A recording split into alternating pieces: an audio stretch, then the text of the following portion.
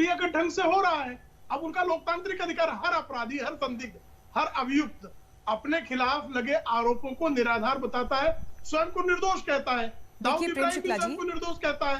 प्रेम शुक्ला जी, ये सवाल इसलिए उठ रहा है बार बार, ये सवाल इसलिए उठ रहा है बार बार क्योंकि जो केंद्रीय एजेंसीज, प्रेम शुक्ला जी, जो केंद्रीय एजेंसीज इस तरह के केसेस चला रही हैं, उसमें कन्विक्शन रेट कितना है?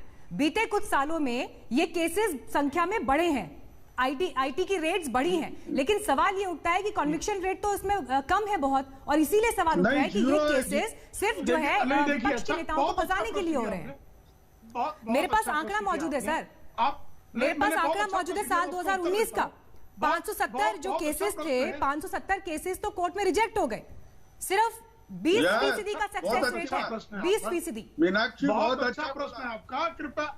और ये आंकड़ा भी दिखा रहे हैं हम साथ ही साथ ईडी का जो ट्रैक रिकॉर्ड है। कृपा करके बता दीजिए 2014 के पहले कन्विक्शन रेट क्या है और 2014 के बाद कन्विक्शन रेट क्या है। तो आप पाएंगे 2014 के बाद विविध एजेंसियों का कन्विक्शन रेट 2014 के पहले की तुलना में बेटर है। आप कृपा करके मुझे बताइए 2014 के पहले जो मामले दर्ज किए गए, सर आंकड़ा यही है, 2014-15 के बाद इन केसेस में उछाल आया है। जो ये एक्टिविटीज हैं आईटी की, ईडी की, ये केसेस बढ़े हैं उसके बाद रेट्स की, यही तो सवाल है आपसे। हाँ बढ़ेंगे ना, क्योंकि आपराधिक लोगों के खिलाफ कार्रवाई हुई है। भ्रष्टाचार के मामले जो नहीं प्रेम शुक्ला जी, देखिए सवाल को घुमाइए मत। सवाल ये है एक्शन बढ़ता है लेकिन कन्विक्शन रेट कम है। एक्शन बढ़ा है लेकिन कन्विक्शन रेट कम है, यानी कोर्ट में उन केसेस को आप प्रूव नहीं कर पाए।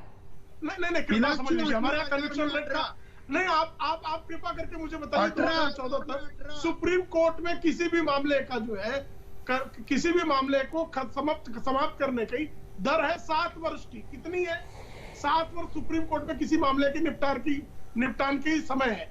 ये अपील कोर्ट है, उसके नीचे हाई कोर्ट अपील कोर्ट है, उसमें भी लगभग यही समय है, और नीचे के कोर्ट में भी लगभग यही समय है। रशीद मसूद के खिलाफ करप्शन केस दर्ज हुआ 1991 में, वो कन्विक्ट हुए 2015 में।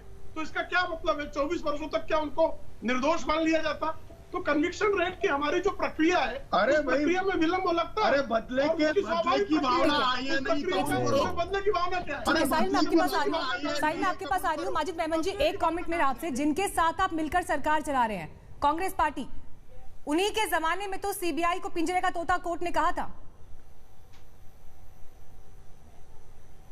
तो केंद्र में तो जो भी है उसने अपने तरह से इस्तेमाल किया ही है, इसका मतलब कोर्ट इस बात का जिक्र कर रहा है। आवाज ठीक से पहुंच नहीं पा रही है माजिद मेमन साहब की, आपकी आवाज सर हम तक ठीक से पहुंच नहीं रही है जी।